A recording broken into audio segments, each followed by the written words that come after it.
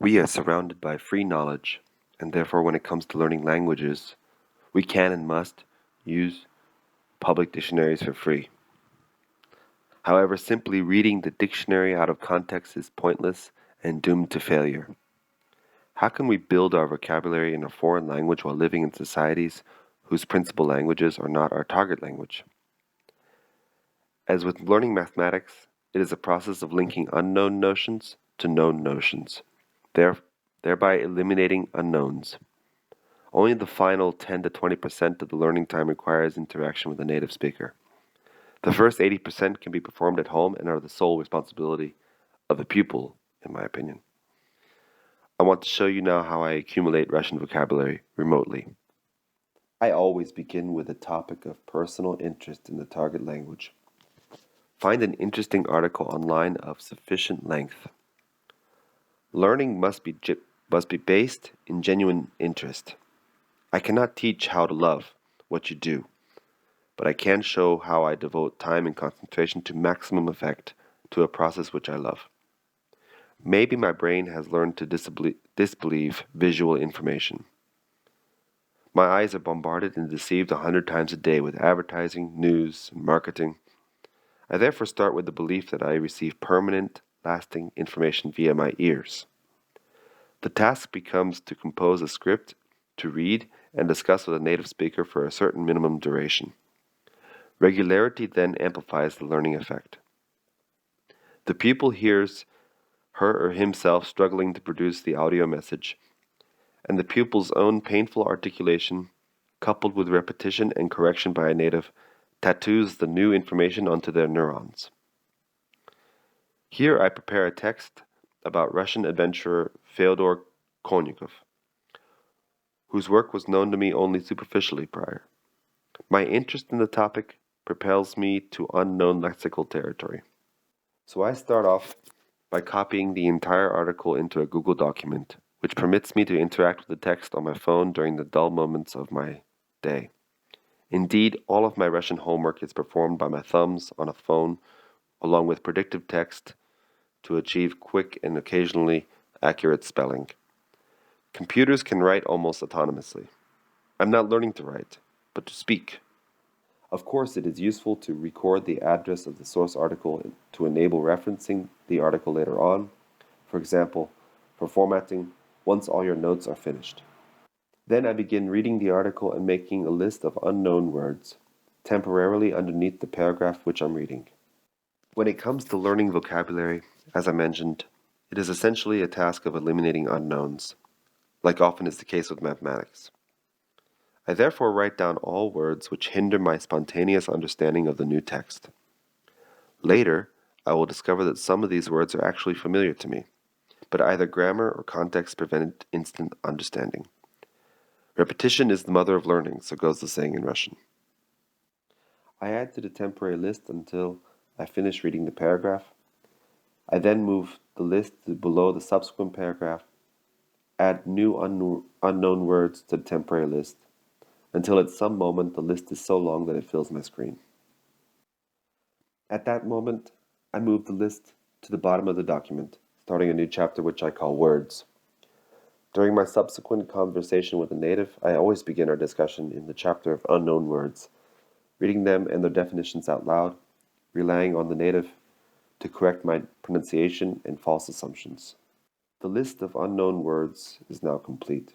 Before we define them, we must sort this list alphabetically and remove duplicates. I copy the entire list to a spreadsheet and sort the list alphabetically. I replace the unsorted list in my document with my sorted list from the spreadsheet. This enables removing duplicates and grouping etymologically similar words. Often, the same unknown notion appears at many locations in a text, but each time in a different role.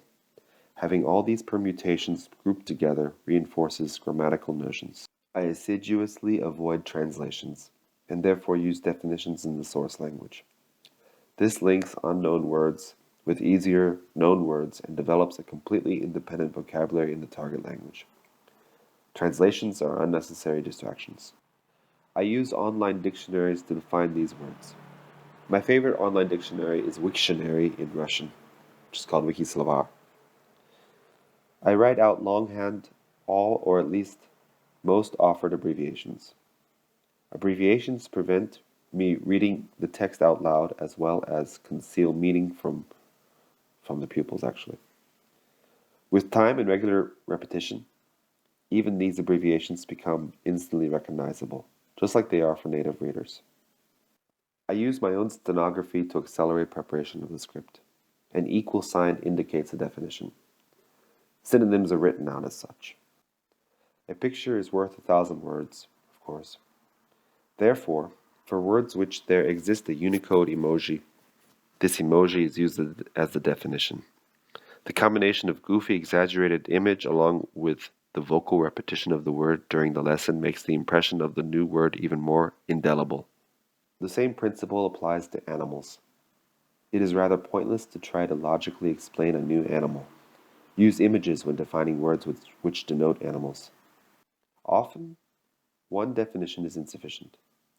In these cases, the words used in the definition are also unknown to me.